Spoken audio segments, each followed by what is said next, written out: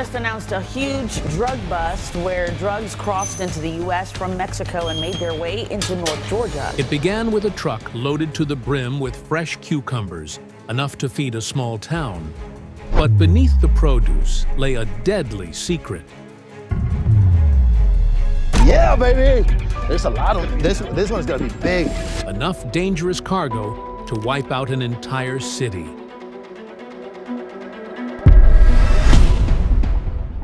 In 2024, cartels found a new trick, using America's food supply as cover to smuggle their goods across the border.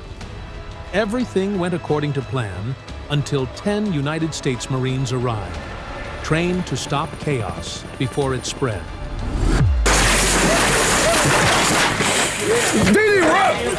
The cartels are waging war in America, and it's time for America to wage war on the cartels, which we are doing. How America's food supply became the perfect cover for a deadly game. For decades, the war on drugs in the United States has played out like a deadly game of chess. Every time law enforcement comes up with a brilliant move, a new tactic, a major bust, a game-changing strategy, the cartels counter with something smarter, faster, and more ruthless. It's a vicious cycle. Victory followed by adaptation. Bust followed by evolution. But in recent years, the stakes have climbed to terrifying new heights.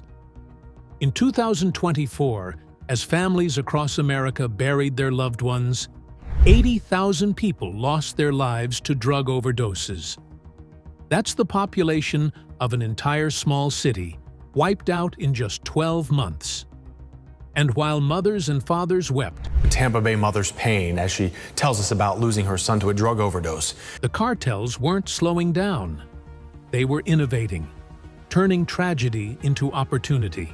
Just like it was mentioned earlier, they have found a smuggling method so ingenious, so deeply embedded in everyday life, that almost nobody in law enforcement saw it coming. They slipped their poison into the most trusted system in the country, the food supply. Fentanyl is at the heart of America's overdose nightmare. This synthetic opioid is 50 times more potent than heroin, cheap to produce, and devastatingly effective at keeping addicts hooked. Even a few milligrams, barely enough to cover a pencil tip, can stop a human heart cold. For cartels, fentanyl is a dream drug, easy to hide, easy to move, and incredibly profitable. But there was one problem: getting it into the United States in bulk without detection. For years, smugglers relied on tunnels, mules, or even drones to sneak drugs over the border. Law enforcement in the U.S. is now using AI-programmed drones to locate drug traffickers and migrants. But border security adapted, tech improved, and busts got bigger. The cartels needed something new, something invisible. Their solution? Hide the drugs where nobody would ever suspect them, among the vegetables and fruits Americans eat every single day. Imagine a shipment of cucumbers rolling across the border. Harmless, right? Just salad ingredients on wheels. Except nestled deep inside those boxes are bundles of methamphetamine, sealed tight and wrapped to fool X-rays. Loser! You're a loser! Tonight, hundreds of pounds of meth found in boxes of cucumbers. Or maybe it's a truck full of celery. But each innocent stalk is packed alongside hidden compartments worth millions of dollars in narcotics. Cartels didn't stop there. They got creative, disturbingly creative. Pineapples, hollowed out and filled with meth. A man traveling from Guyana stuffed cocaine inside bags of frozen shrimp. Frozen shrimp shipments hiding cocaine bricks. An unusual bust at the border when officials seized more than $5 million worth of drugs disguised as fruit. Watermelons stuffed with fentanyl capsules. Customs and Border Patrol says packages that look like watermelons were holding more than 2 tons of meth. Painted to look perfectly natural. These weren't just clever hiding spots. They were masterpieces of deception, designed to blend perfectly into the flow of commerce. And here's why it works so well. Every year, 60 million tons of fresh produce cross from Mexico into the United States. That's a staggering number. And because food spoils quickly, border officials can only deeply inspect about 8% of shipments. The cartels saw the opening immediately. They realized that inspectors, under pressure to keep goods moving, would rush through checks rather than let truckloads of perishable goods rot in the sun. It was a perfect loophole, and they exploited it mercilessly. The scale of this operation became crystal clear during one of the biggest drug busts in DEA Atlanta history. At the Atlanta State Farmers Market, federal agents cracked open what looked like a routine shipment of cucumbers. Buried deep inside those crates, 700 pounds of methamphetamine, hidden among 30,000 pounds of vegetables. These weren't amateur smugglers. The packages were specially wrapped to beat X-ray scanners using materials designed to mimic organic produce. The kind of ingenuity you'd expect from military engineers, not criminals. And here's the kicker. Without the anonymous tip that triggered the search, that shipment would have sailed through undetected. Those 700 pounds of meth represented 500,000 deadly doses, enough to devastate entire communities. The more investigators dug, the clearer it became. This wasn't just smuggling. It was a logistics empire. At the top were corrupt packing plant managers, bribed to quietly slip drugs into legitimate crates before they were sealed. Then came the truck drivers, trained to act calm and ordinary at border checkpoints, blending in with thousands of other haulers. Finally, on the United States side, farmers' markets and distribution hubs served as quiet drop-off points where drugs were swapped out before produce hit grocery shelves. It ran with the precision of a military campaign, except the mission wasn't defense. It was destruction fueled by greed. Every player knew their role. Every shipment was timed perfectly. Think about it. The very same trucks delivering fresh fruits and vegetables to your local supermarket might also be carrying enough narcotics to wipe out an entire city. That's not just chilling. It's genius in the most evil way possible. Reports of this strategy have surged. Customs and border protection officers now regularly find drugs hidden inside everyday food items. In San Diego, fake watermelons stuffed with $5 million worth of methamphetamine were painted to look real and mixed with genuine produce. At Far International Bridge, a shipment of bell peppers and cucumbers was found carrying $14 million worth of meth. Overseas, cocaine has been found inside frozen shrimp shipments, some tipped off by United States intelligence. Even candy isn't safe. In New Zealand, a charity unknowingly distributed pineapple-flavored sweets made of pure methamphetamine. Cartels pick produce strategically. Berries, lettuce, and other fast-spoiling goods are perfect for them. Inspectors don't have time to check every box without ruining deliveries. Without informants, these operations are almost unstoppable. In fact, 7 out of 10 major busts begin with a tip-off, not random checks. That means for every shipment caught, countless others slip through unnoticed. The brilliance of this scheme lies in its simplicity. Hide in plain sight. The food supply chain is one of America's greatest strengths, a system built for speed, efficiency, and trust. The cartels twisted that strength into a weapon. As the cartels tighten their grip on the food supply, one man becomes the face of their persistence: Rufino Pediperes. His story is proof of how deeply entrenched and terrifyingly resilient this shadow empire has become. Rufino Pineda Perez's connection to the ingenious operation. Some people see deportation as the end of the road, a one-way ticket back home, stamped with a warning to never return. For Rufino Pineda Perez, Deportation was more like punching out for a quick lunch break. He treated the United States' immigration system as a revolving door, slipping in and out with a kind of ease that left Border Patrol agents frustrated and exhausted. Rufino wasn't just a repeat offender. He was a ghost. Every time the system thought it had erased him, he came back sharper, better connected, and deadlier than before. And each re-entry wasn't just about him, it was about the cartels embedding deeper into America's bloodstream. His story begins in the desert of Arizona in 2001. Agents caught him hauling marijuana across the border, sloppy for once in a career built on precision. Standard procedure followed: fingerprints, paperwork, deportation. To the authorities, it was a minor win in an endless war. To Rufino, it was barely a hiccup. Most men would have taken it as a sobering lesson. For him, it was a pause, a reset button before the next job. Months later, with new fake papers and insider knowledge of under-patrolled dirt roads, Rufino slipped back in. At the time, border enforcement had gaps so wide you could roll entire truckloads through. Digital tracking systems were primitive, manpower was thin, and corruption was always lurking. But Rufino didn't just pick up where he left off, he leveled up. Marijuana was child's play. He moved on to cocaine, networking his way higher up the food chain. By 2007, he was caught again, this time facing prison before a second deportation. On paper, it looked like the system worked. In reality, it hadn't. Rufino didn't treat deportation as a punishment, he treated it as training.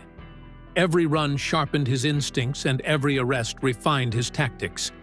Fast forward to 2024, and Rufino's story wasn't an outlier anymore. It was a template. That year alone, ICE recorded over 7,000 cases of criminals re-entering after deportation. Nearly one-third were cartel operatives. These weren't clueless border crossers looking for work. They were trained logisticians, smugglers, and scouts. They collected money for bosses in Mexico, ferried coded messages between United States' cells, and, most alarmingly, used America's own food supply as camouflage. Drugs didn't just move in hollowed-out cars or hidden tunnels anymore. They came packed inside crates of fruit, baskets of vegetables, and pallets of edible goods that passed routine inspection every single day. The cartels understood the genius of simplicity. Who would suspect cucumbers, avocados, or canned goods? And who better to move them than men who knew every weakness in the system?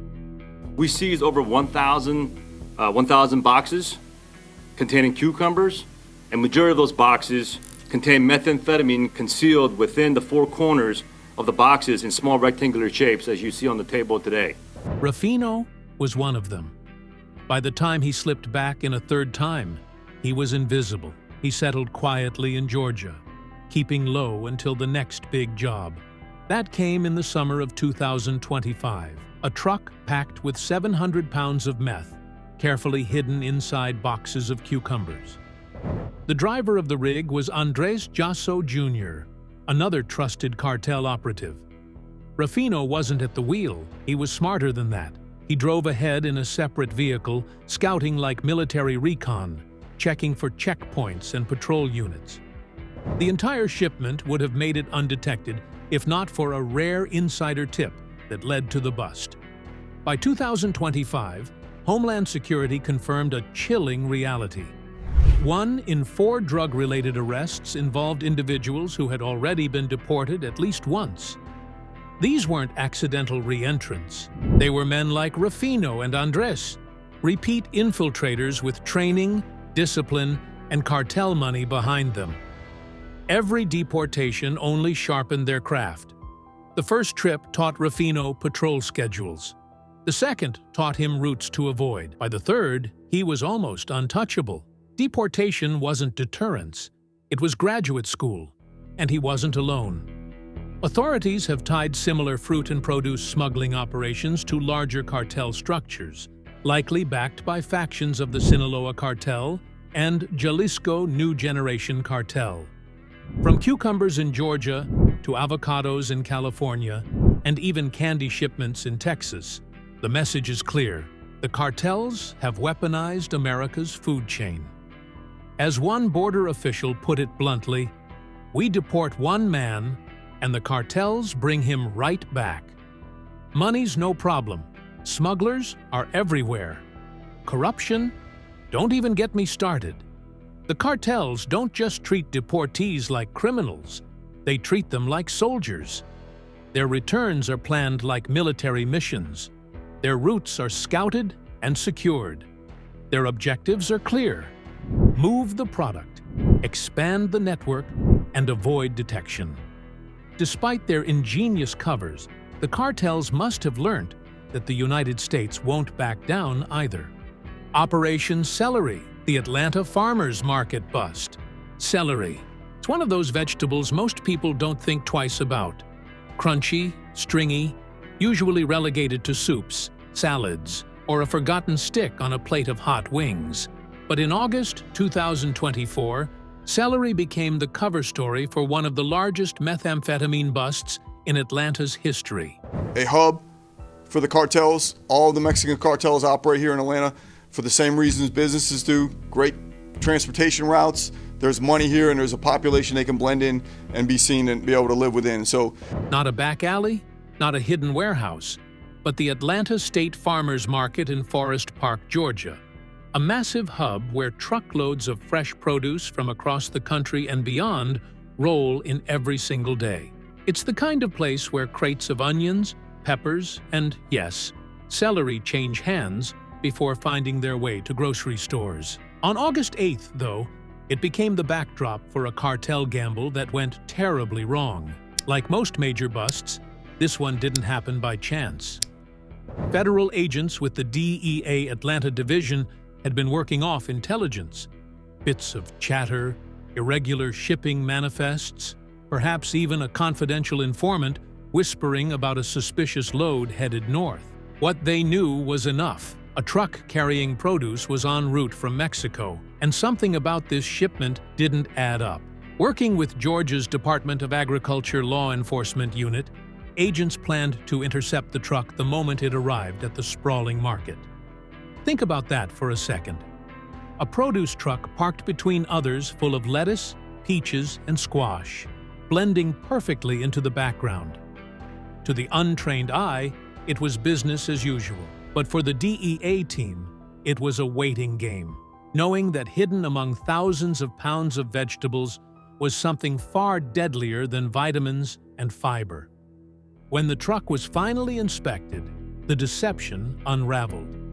Inside, amid nearly 30,000 pounds of celery, agents uncovered what they described as an unbelievable find, which contained over 2,500 pounds of crystal methamphetamine. That's more than a ton of narcotics, packed tightly, disguised carefully, and shipped boldly into the heart of Georgia. The driver, later identified as Jesus Martinez, a Mexican citizen, was arrested on the spot. His job, at least on paper, had been simple: deliver celery. In reality, he was hauling a confidence load, a term agents use for massive shipments cartels send when they're so sure of their smuggling pipeline that they risk sending an enormous quantity all at once. Robert J. Murphy, the special agent in charge of the DEA Atlanta Division, didn't mince words. This is a significant and unbelievable amount of drugs to be shipped at one time and to a destination this far from the border. It also shows the confidence of the cartel behind this. The street value of the meth was pegged at $3.2 million wholesale, destined not just for Atlanta, but for distribution across the entire Southeast. The bust was more than numbers. It was a shockwave.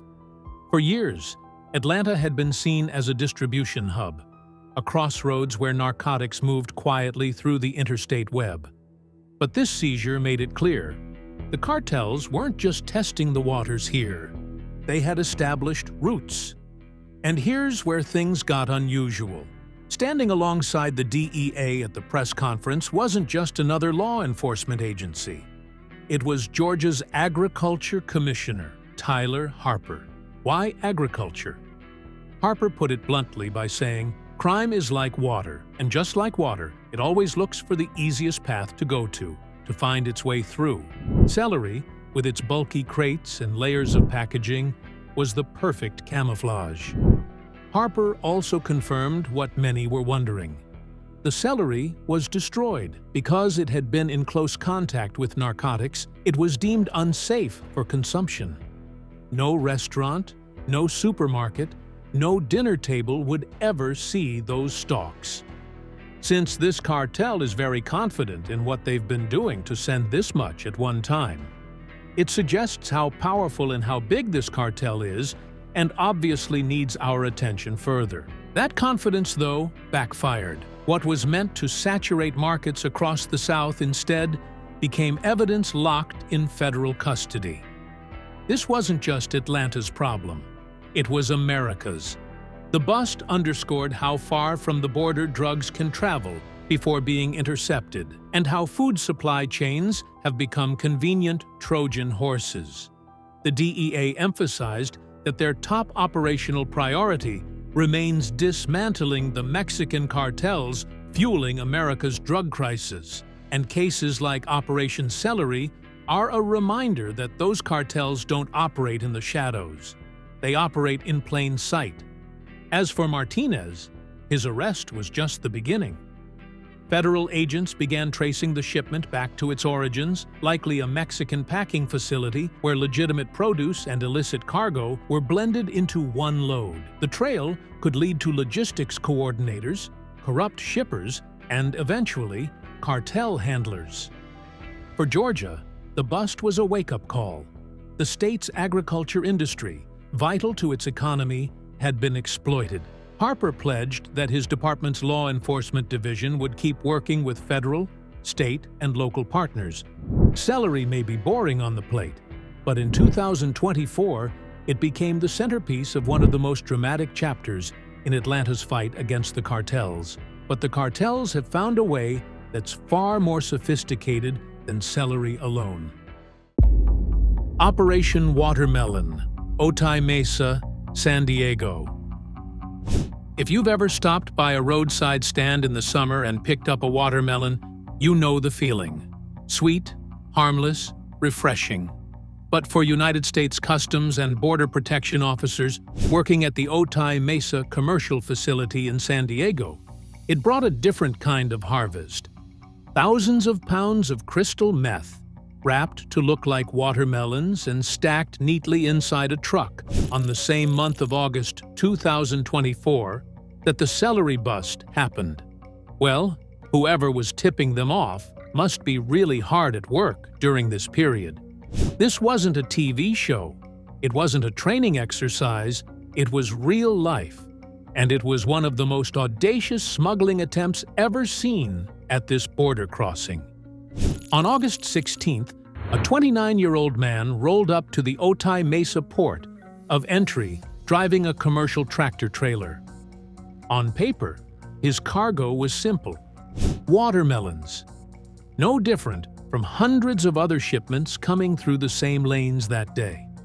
But officers spotted something unusual. Maybe it was inconsistencies in the paperwork. Maybe the driver seemed too rehearsed, too calm.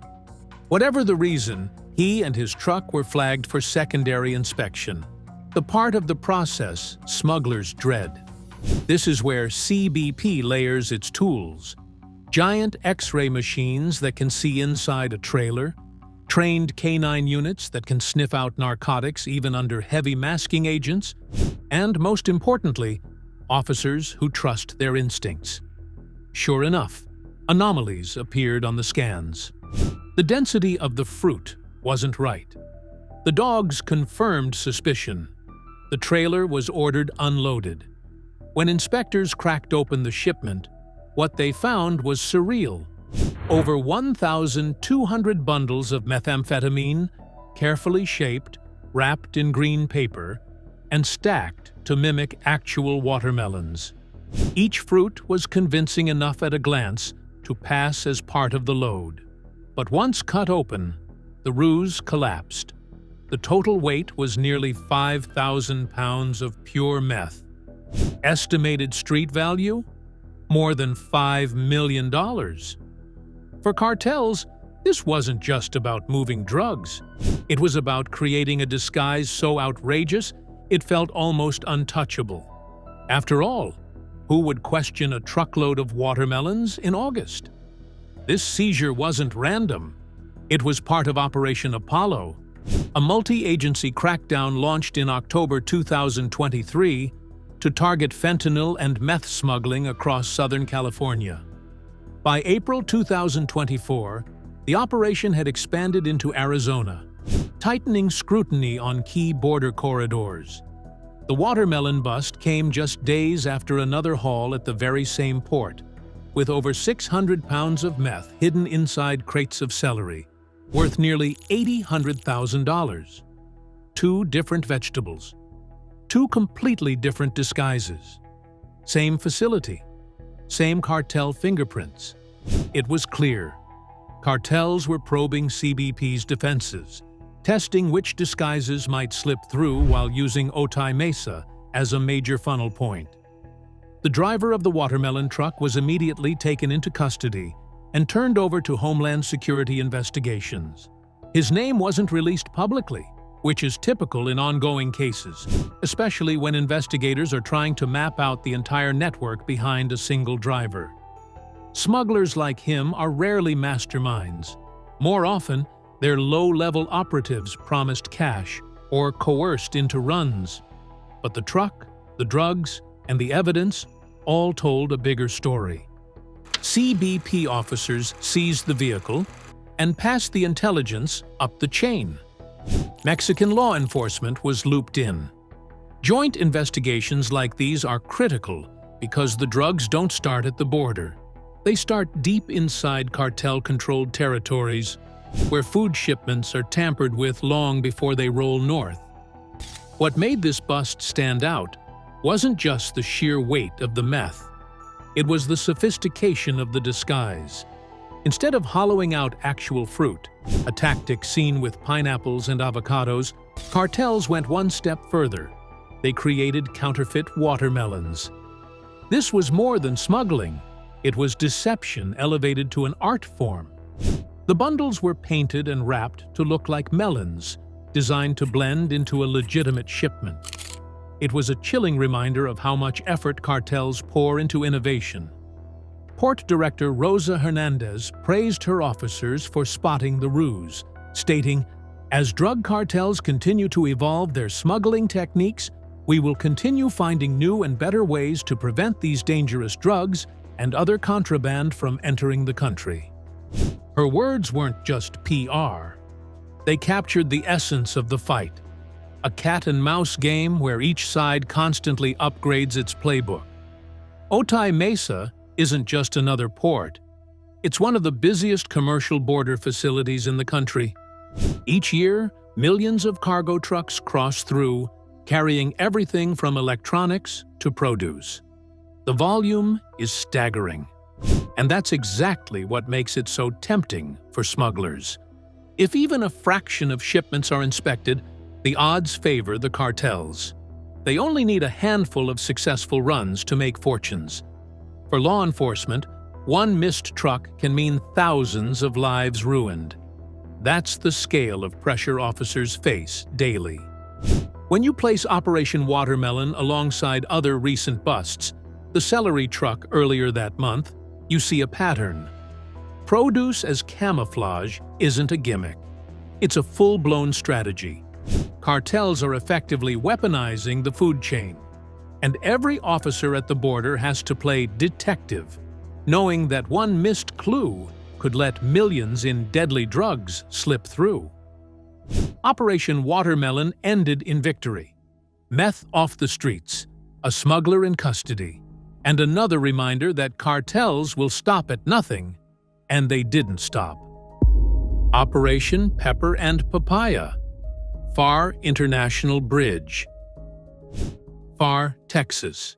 If there's one place cartels have circled on the map with a red marker, it's the FAR International Bridge.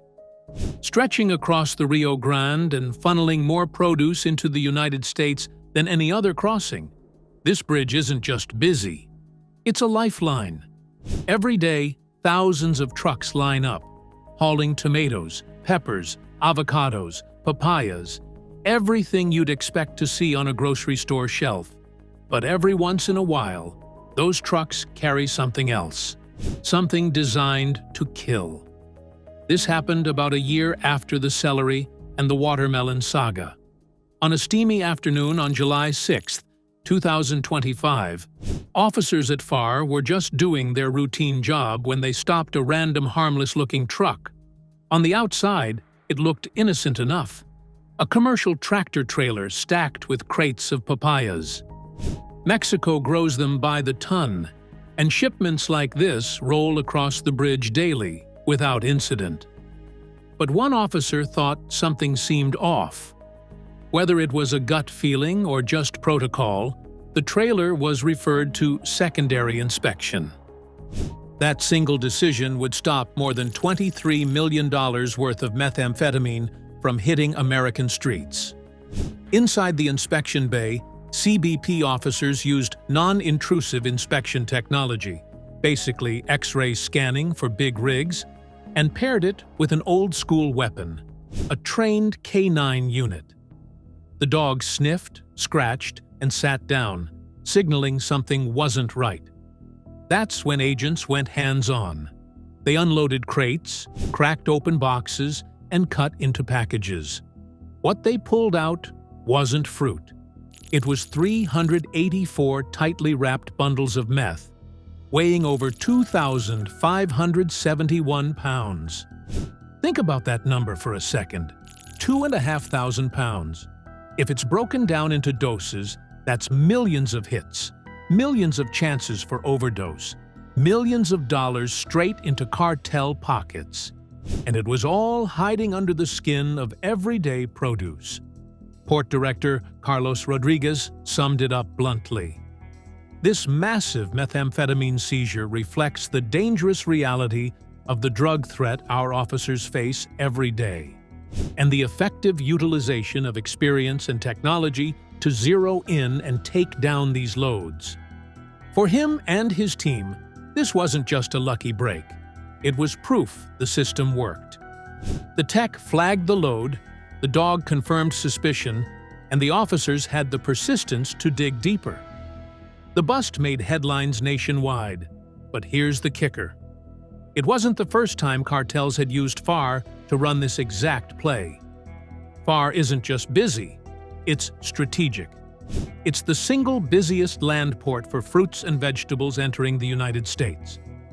In 2023, over $30 billion worth of fresh produce crossed here. That volume creates a perfect storm. Inspectors can't afford to delay trucks for too long. Papayas and peppers rot in the sun. Grocery supply chains get disrupted, and pressure mounts to keep goods moving. Cartels know this. They thrive on it. They've slipped meth inside tomatillos, bell peppers, cucumbers, limes, squash, even snack foods like Cheetos. Anything perishable is fair game. One month it's papayas, the next it's tomatillos. By rotating the disguise, they stay one step ahead of inspection patterns. It's seasonal smuggling, criminal logistics disguised as farming. Just weeks before the papaya bust, CBP at FAR found $6.7 million worth of meth hidden inside crates of tomatillos. A few months earlier, it was bell peppers. The playbook never changes. Food on the outside, poison on the inside. What most people don't realize is that seizures like this aren't just luck. They're the result of layered defenses. Here's how Operation Pepper and Papaya unfolded.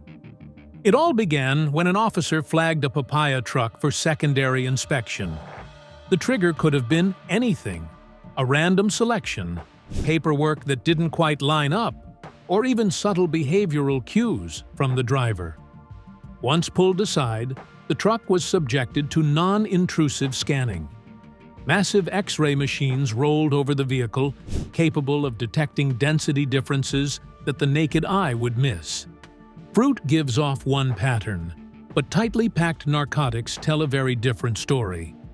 Something wasn't adding up. To confirm suspicions, a canine unit was brought in. Dogs remain one of the most trusted tools in the fight against smuggling, and this canine quickly backed up what the scanner had already suggested. There was more to this shipment than papayas. That led to a full hands-on search.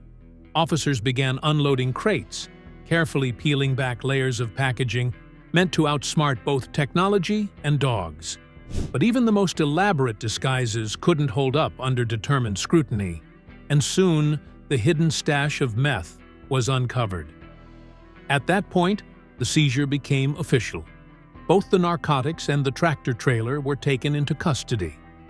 The case was then handed over to Homeland Security investigations, who are now working to trace the load back to its origin, aiming to unravel the network behind the shipment. The Far Papaya bust wasn't an isolated win. It was part of a larger chess game. Over the past 2 years, CBP has intercepted multiple meth shipments disguised as fresh produce at this very crossing. Each time, the cartels adjust. Sometimes they use double walls and crates. Other times, they hollow out fruit and reseal it. In one case, they literally painted drugs to look like watermelons. Why do they keep trying? Because for every truck that gets caught, countless others may slip through. Experts estimate only about 8% of produce shipments receive deep inspections. Cartels gamble on that math every day. And here's the chilling part. While CBP is catching literal tons of meth at FAR, that's just the visible tip of the iceberg. The seizures are wins, yes, but they're also proof of how much is still getting through. The cartels know the odds are still in their favor. For them, losing one $23 million load is the cost of doing business. But for American communities, each seizure is a temporary shield, blocking millions of doses of meth from reaching streets already flooded with fentanyl. Standing in the sweltering Texas heat, watching officers unload crate after crate of papayas, only to reveal bundles of narcotics underneath, you realize something. This isn't just about drugs. It's about a system built on trust. The trust that food crossing the border is safe. The trust that grocery shelves hold nourishment, not poison. The cartels are exploiting that trust, twisting it into a weapon. At FAR International Bridge, officers face the challenge daily, working non-stop to keep that trust intact. What has turned into a relentless cat-and-mouse chase leaves many questioning whether the cycle will ever truly end. Drop your thoughts in the comments. We'd love to hear from you. Thanks for watching. See you in our next video.